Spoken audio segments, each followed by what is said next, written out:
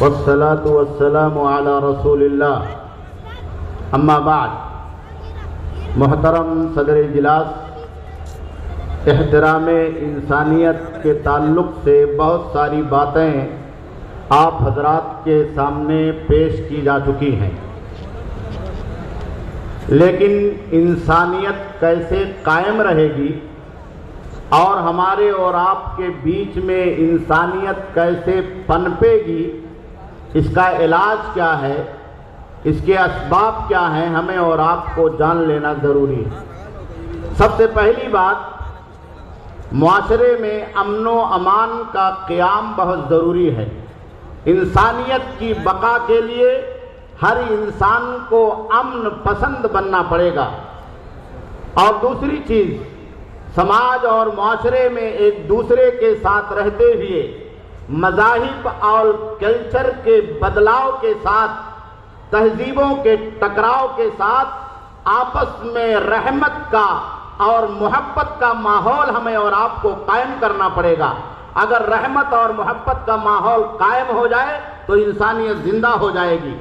اور تیسری چیز، سماج اور معاشرے میں رہتے ہوئے آپس میں اگر ایک دوسرے سے کسی تعلق سے ظلم اور زیادتی کا وجود ہو جائے، ظلم اور زیادتی انجام پذیر ہو جائے، تو ہمیں اور آپ کو ایسے موقع پر بلا تفریق مذہب، بلا تفریق ملت، بلا تفریق لون، بلا تفریق امیر و غریب، انصاف کو اور عدل کو قائم کرنا پڑے گا۔ اور آخری بات، سماج اور معاشرے میں انسانیت کو قائم کرنے کے لیے یہ جو طبقاتی کشمکش ہے اور اس کا نظام ہے، امیر اور غریب کا ٹکراؤ ہے، نیچا اور اونچ کا ٹکراؤ ہے، اور اس طرح سے ذات اور برادریوں کا ٹکراؤ ہے، اس کے بھید بھاؤ کو اور اونچ اور نیچ کی تفریق کو ختم کرنا پڑے گا۔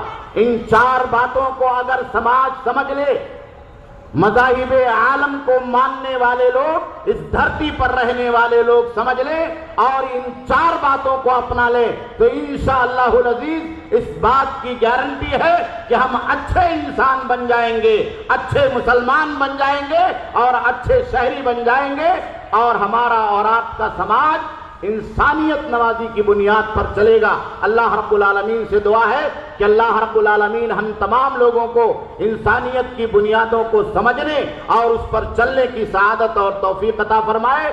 میں اخیر میں امیر محترم کا اور استاد الاساتذہ ڈاکٹر عبد الرحمن عبد الجبار فریوائی حفظہ اللہ کا تہہ دل سے شکریہ ادا کرتا ہوں۔